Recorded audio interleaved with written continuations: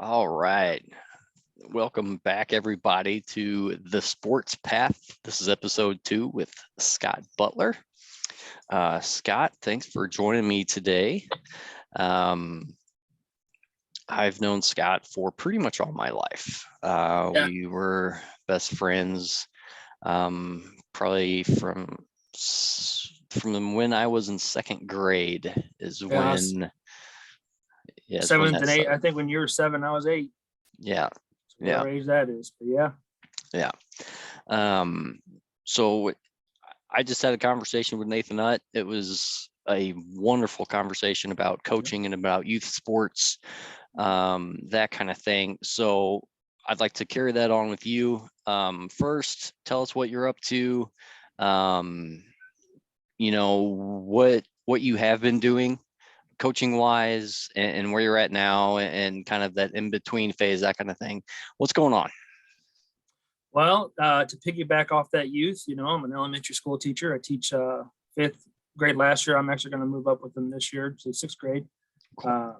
And so this will be my second year as a classroom teacher, but I've been in this public school district or in the system for going on, I think this will be my 11th year now. So it's basically what I've been doing since college. When I went to college, I was like, when I graduated, I didn't want to be in a schoolroom in a classroom anymore. When I graduated, I was like, I'm done. I don't want to be any more classrooms. But then, the passion of helping the youth in a way of the avenue through sports, that was my calling. And I found out that, you can't just make it as a living as a coach unless you make it big time. So getting back into that realm of coaching, you had to go back and be a teacher. So that's what I'm doing now. Back in Springfield, I coached the youth in baseball. I started with 10-year-olds and I got bumped up to 12 and I carried on with that team to 13 as well. And we happened to be a really good ball club. And then I came back home and started working at my alma mater for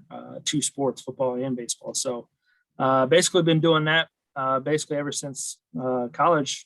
And it's been, I can't think of a better life route that I chose. I'm completely happy with where I'm at. I got a wife and kid, and I'm waiting for him to grow up and to be in those sports so I can be a part of that, of his life as well. So sports is a big aspect of my life, of whether I was playing it or coaching it now, like I'm doing now. Awesome.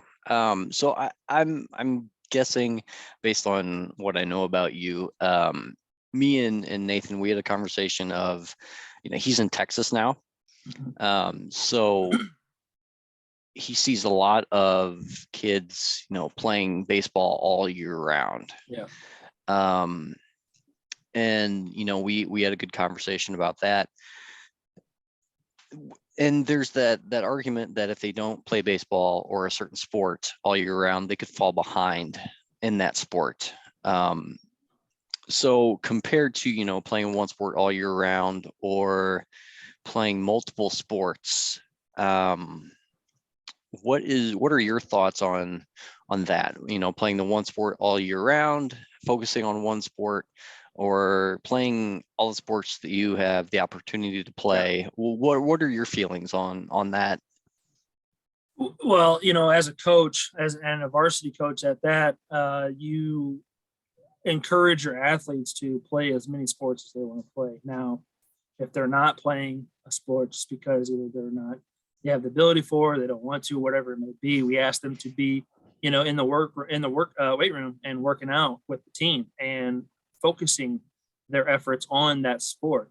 Now, if they're choosing to do that over a sport, that's where we kind of want to, I actually have had talks about why they're not playing, for instance, basketball instead of, going to the gym. Like, I'd rather you play basketball. I think there is the biggest part of me and being a coach.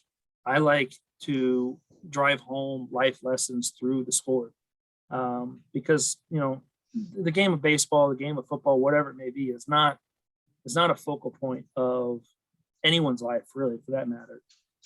Is it something you can make a priority? Absolutely. But when it comes down to it, your friends and faith and family, all that comes before anything else. And so, your personal well-being becomes before that. So, as much as we want to have kids that are, with us, let's say as a football staff year round, at some point they're going to get burnt out and they're going to get tired of seeing your faces.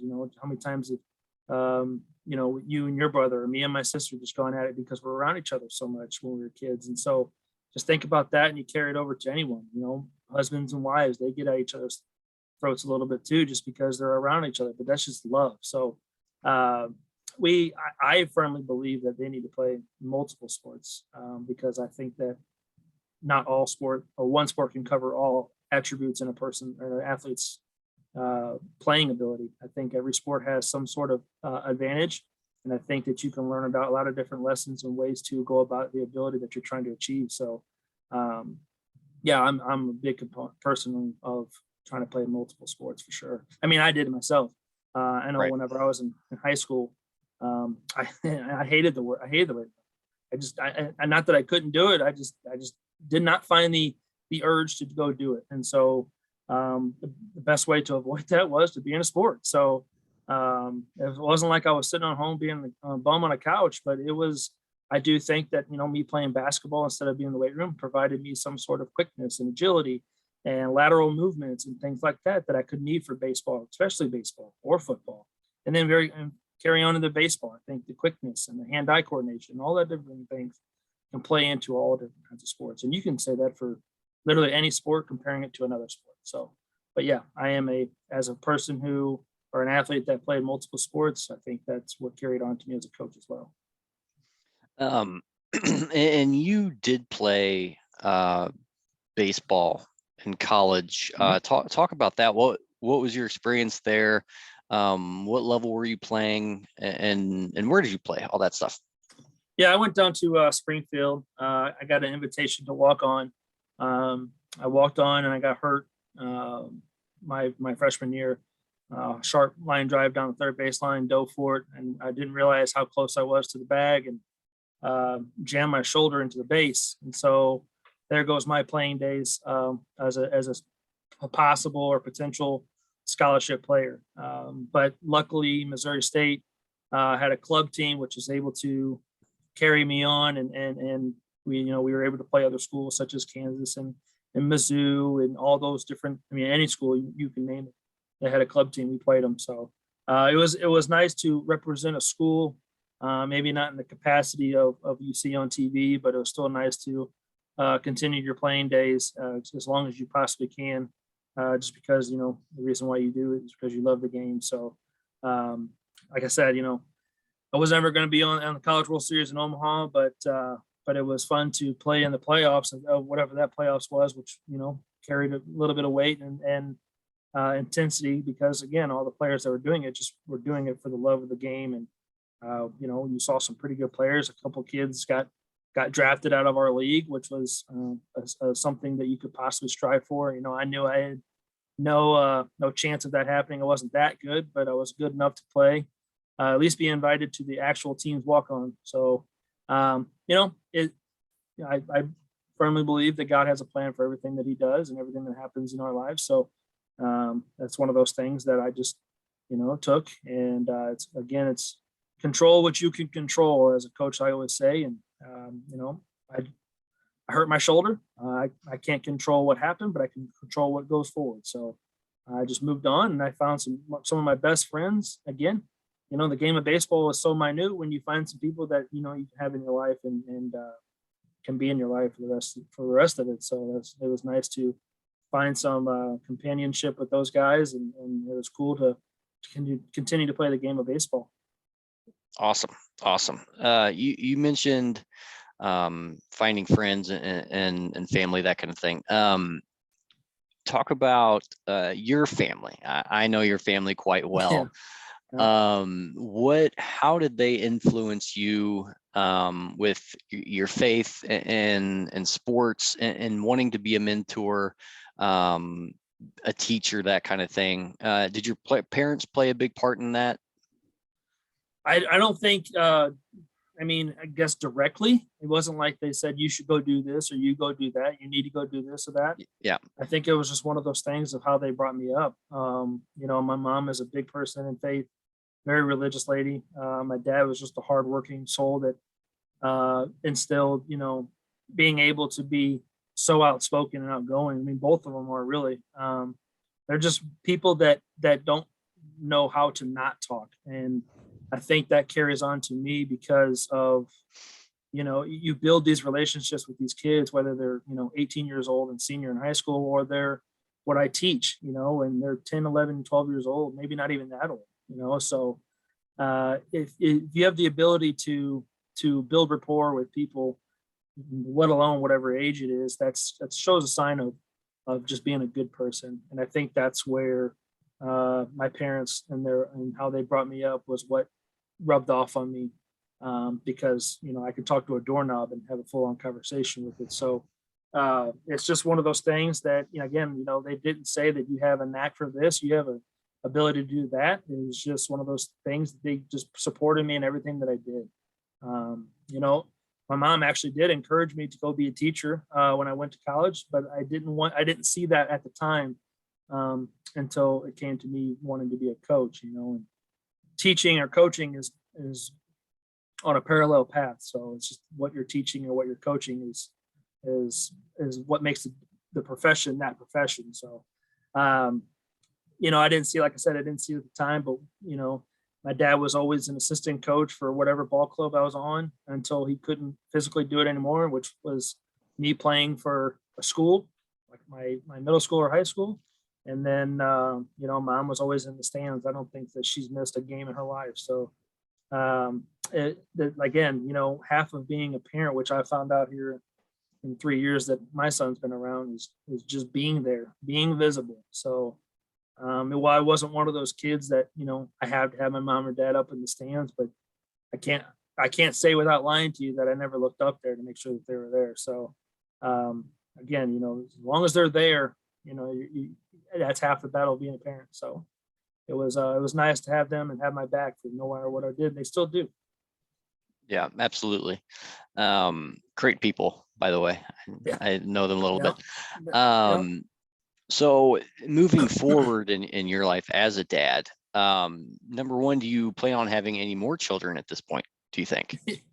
Well, despite my wishes, yes, we are going to be having a kid at some point. We are not pregnant right now, but our kid has turned out to be just an amazing kid. I could talk about all the details that makes him such a great kid, but he makes anything worth having, no matter what he's doing. So we will be having a kid down the road, that's for sure. I just don't, for the fact of how great of an eater he is, how great of a sleeper he was when he first came home, and just how good of a happy, never upset boy he is. That's what's going to make that second kid live up to a high standard. So that's what, personally, I don't want to do, but my wife's happy and everyone's happy, right? So it's down the road, and I do want my wife to have a daughter, and I think that with my mom, especially, having now three grandkids and all of them are boys, I kind of want to see her have a granddaughter as well. So if we have another boy, it is what it is. I'll love that kid no matter what. Sure. But there is one more down in the card somewhere. Gotcha. So when is your son's name Bennett? Is that right? Yep. Okay. That's an awesome name, by the way, Bennett Butler. He's going to be he's athlete. That's not baseball written all over. I don't know what. Right. Do you think you're going to be, if he decides to play sports, which, let's be real, he probably will. Do you see yourself being his coach like your dad was to you? That it's, I think, to a point.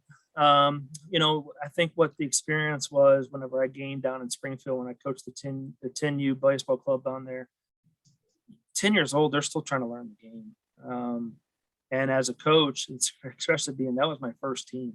That was the first time I had total control of that team. Now I had to go by the organization's rules and guidelines, but it was my team to do with what I wanted, And I learned the hard way that they're just kids and they're 10 years old.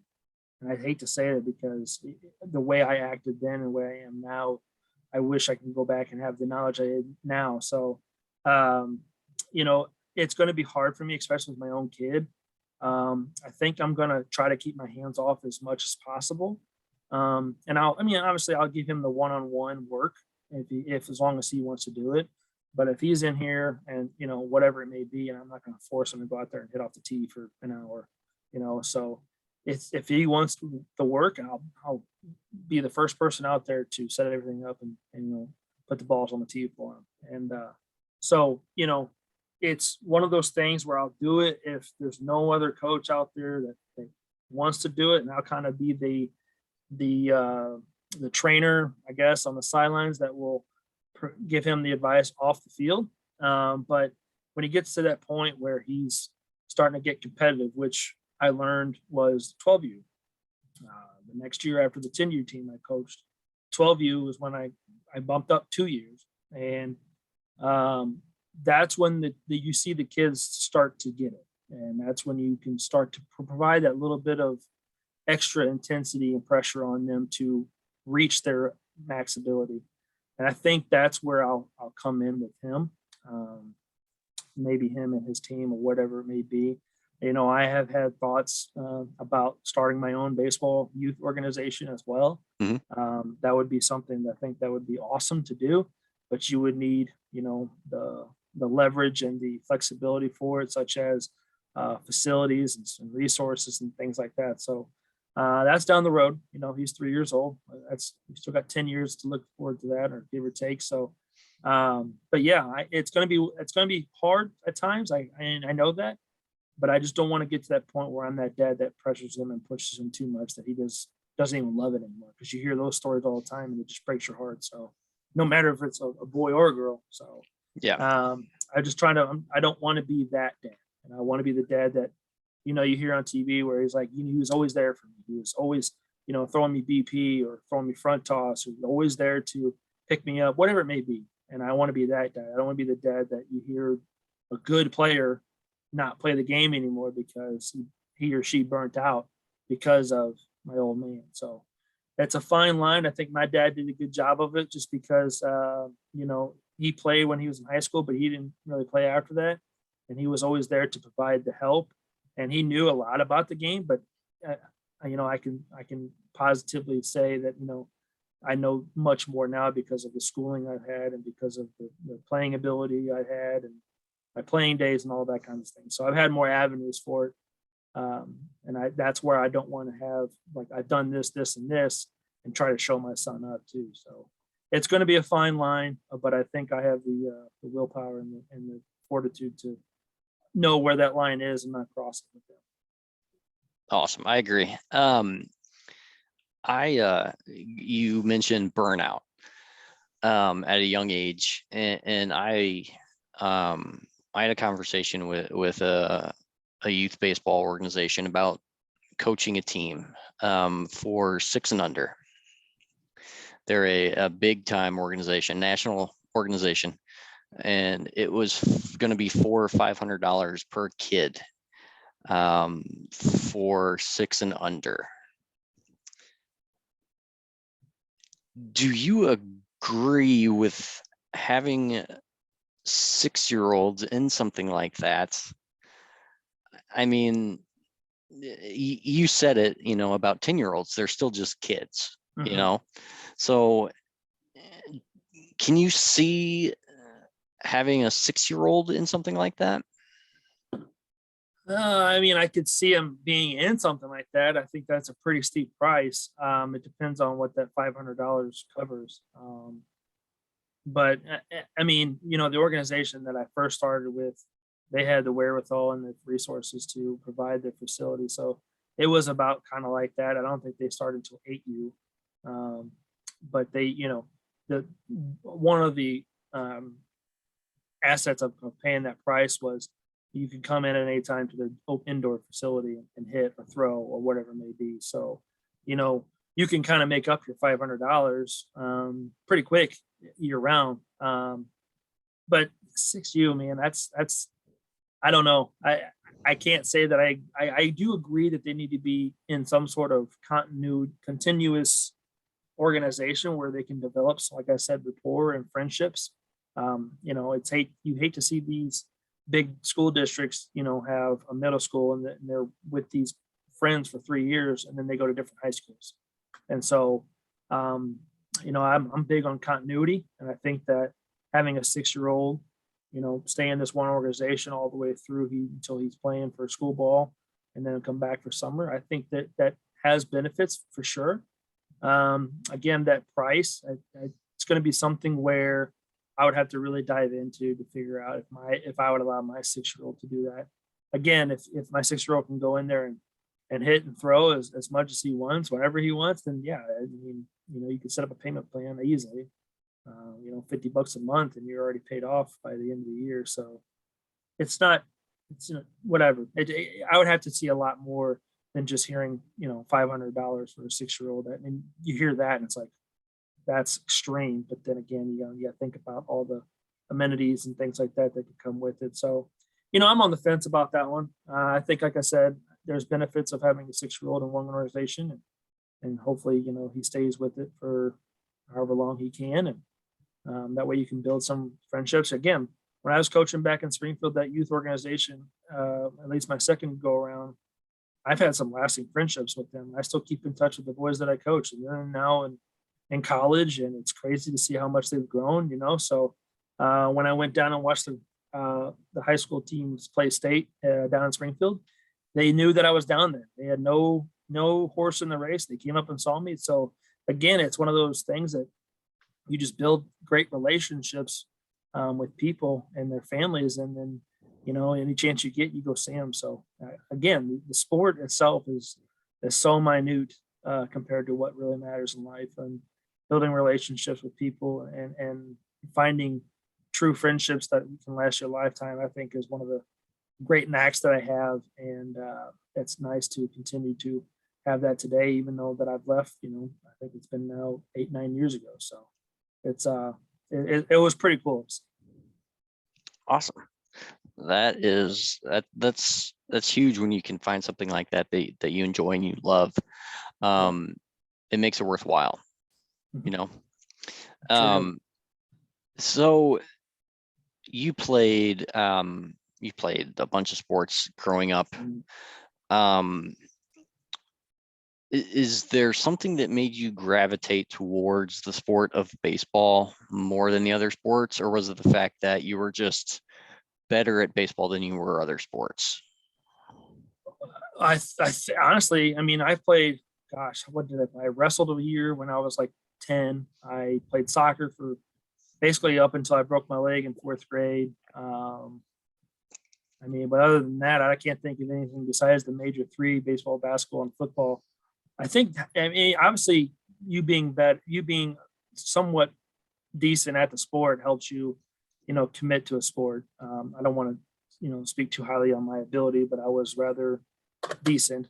And I think what set me apart in baseball more than anything else was my knowledge, because of how much baseball I watched on TV and how much I listened to the analysts talk. And, you watch these shows today, on the MLB Central, and they dissect so much. And that's where I gravitated towards, and that's where I learned the most about the game. And so I think that's what set me apart. And, as much as I think honestly, my more passions for football, to be quite honest, but I think that my knowledge and my knowledge with my ability in baseball is what made me go towards that a little bit more.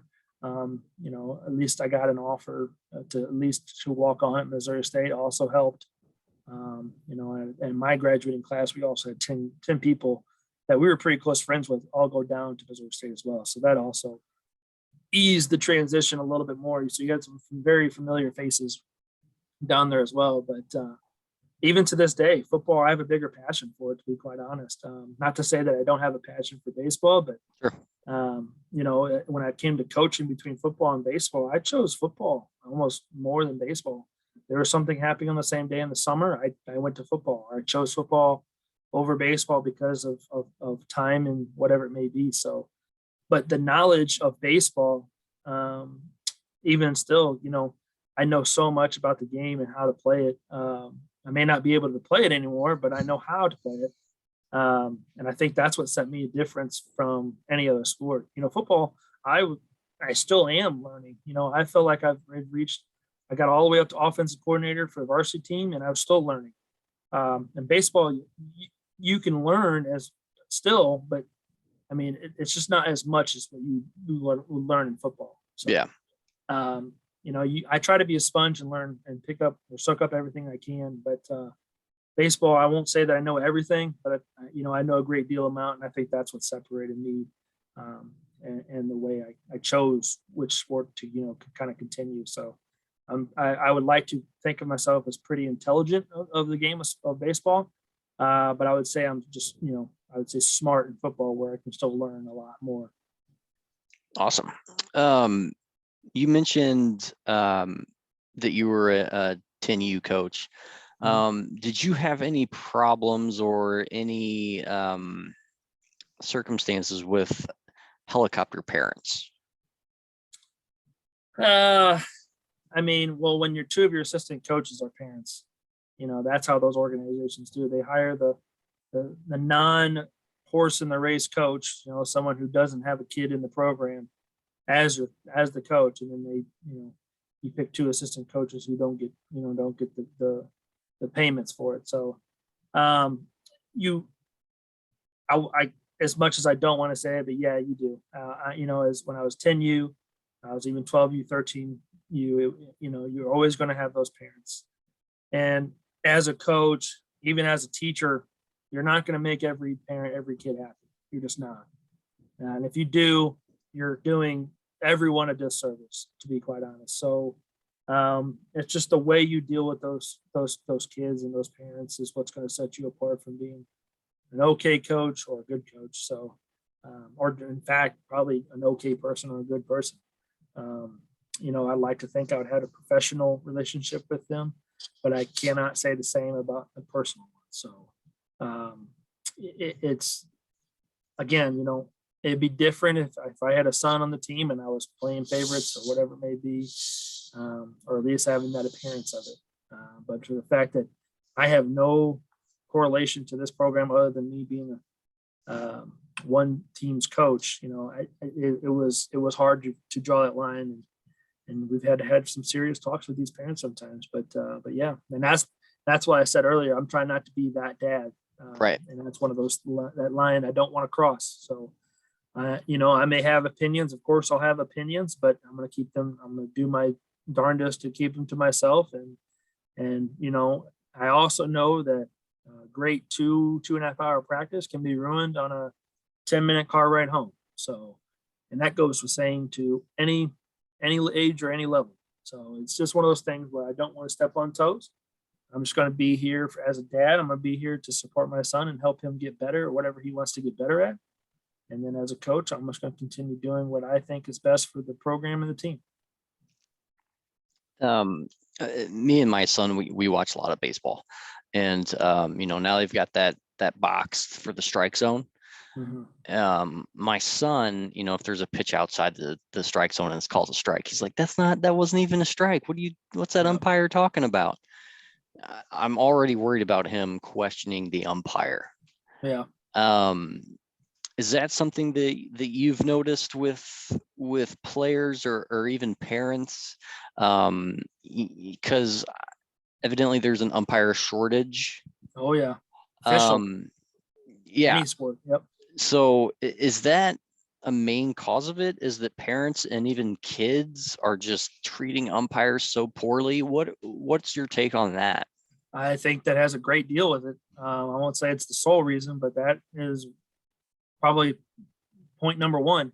I think it's a mixture of, I think it's probably, you'd say, more parents than players, because the players are out there competing, and it's the heart of competition that sometimes gets the players riled up. And I've been an official as well, both. And granted, I was intramurals in college, but still, I understand the heat of competition can rally some kids up.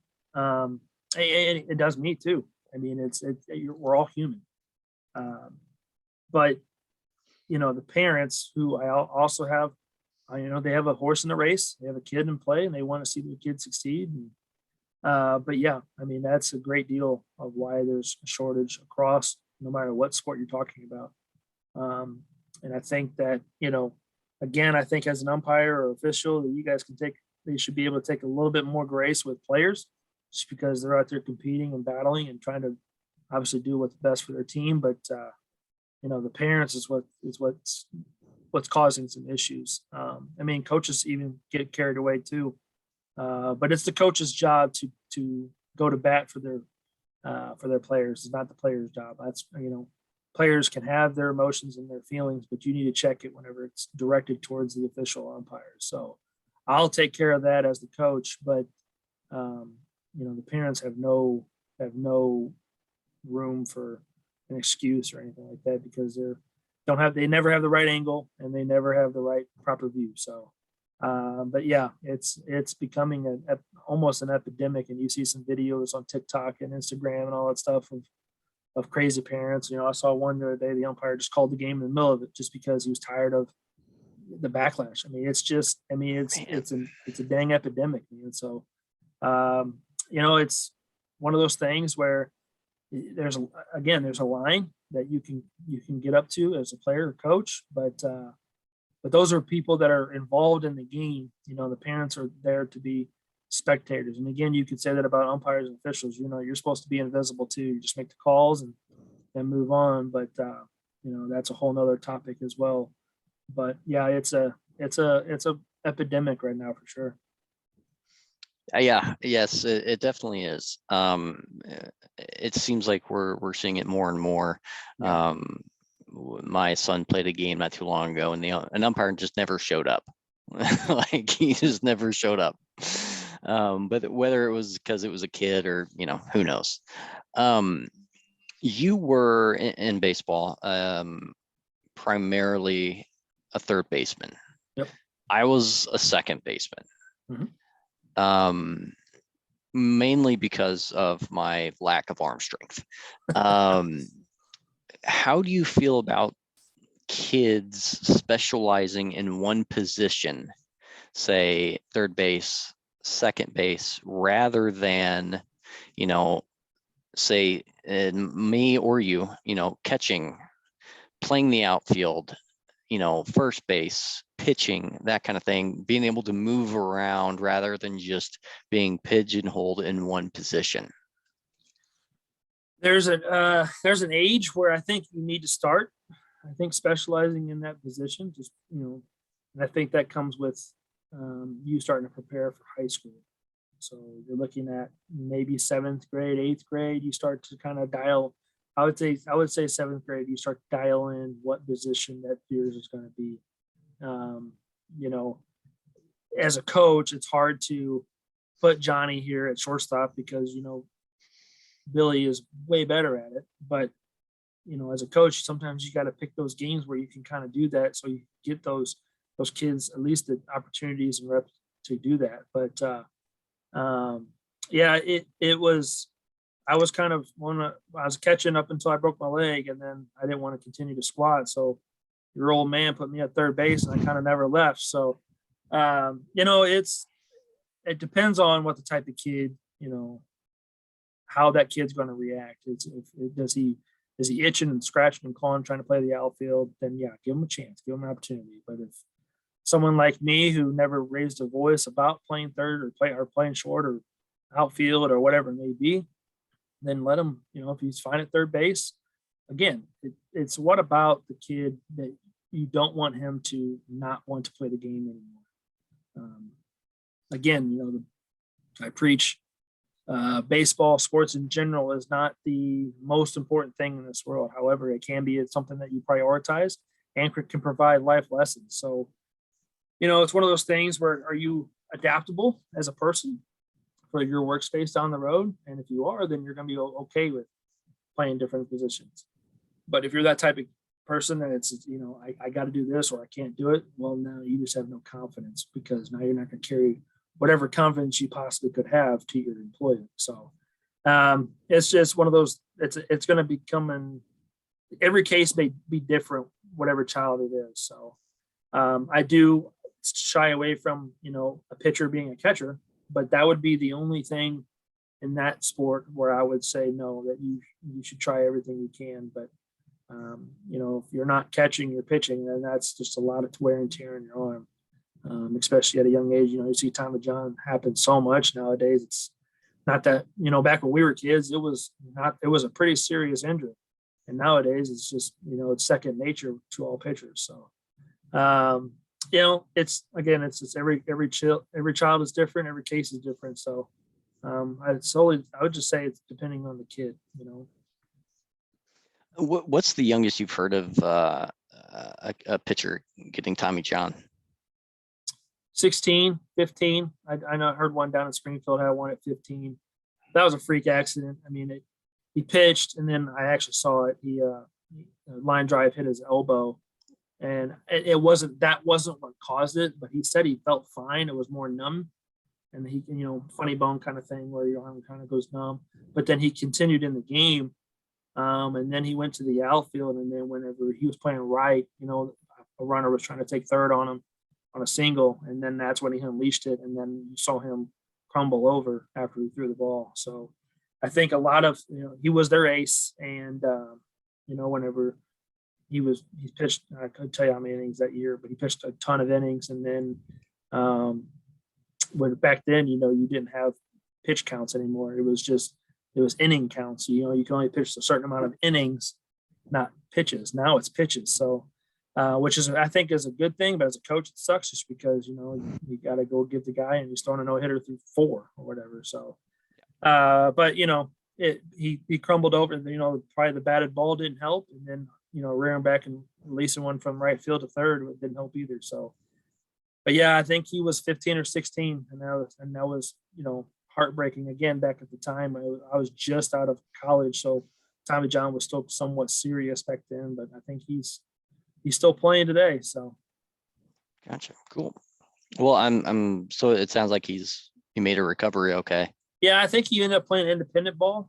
I think he's still, I don't know what team, but I didn't really keep track on him. That was back when I was doing some sports reporting, and I just happened to be covering the game at the time. Gotcha. So what does the future hold for Scott Butler? Well, when I came back home back in 2014, my goals were to be head baseball coach of the high school program and offensive coordinator for a high school program. But at the same time, whatever it may be. I got to offensive coordinator, did that for 3 years, came out here to St. Louis, and was the co-head coach / offensive coordinator.